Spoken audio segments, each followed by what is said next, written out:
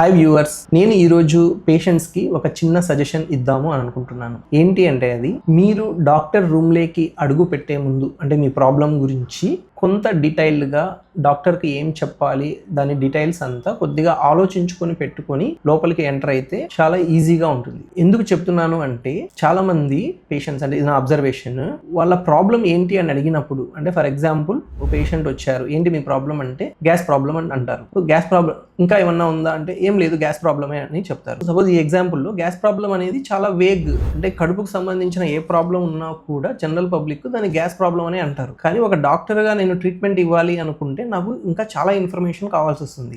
అంటే gas problem అంటే ఎప్పటి నుంచి స్టార్ట్ అయింది, ఒకవేళ పైకి ఎక్కువ గ్యాస్ అంటే త్రేపులాగా వస్తే గ్యాస్ అని మీరు అనుకుంటున్నారా, దాన్ని గ్యాస్ ప్రాబ్లం అంటున్నారా, లేదా కింద నుంచి గ్యాసెస్ ఎక్కువ వెళ్తుంటే దాన్ని గ్యాస్ ప్రాబ్లం అంటున్నారా, లేదా కడుపు ఉబ్బరంగా ఉంది డైజెస్ట్ అవ్వడం లేదు ఆ ఇండైజెషన్ మీరు గ్యాస్ ప్రాబ్లం అని చెప్తున్నారా, లేకపోతే ఇక్కడ చెస్ట్ బర్న్ లేదా కడుపు నొప్పిని మీరు గ్యాస్ ప్రాబ్లం అంటున్నారా. సో ఇవన్నీ కూడా మళ్ళీ మేము లీడింగ్ క్వశ్చన్స్ అడిగి మీ నుంచి ఇన్ఫర్మేషన్ రాబట్టాల్సి వస్తుంది. సో ఈ ప్రాసెస్ ఏంటంటే కొద్దిగా మీకు డాక్టర్కి ఇద్దరికి కూడా టైం కన్జ్యూమింగ్.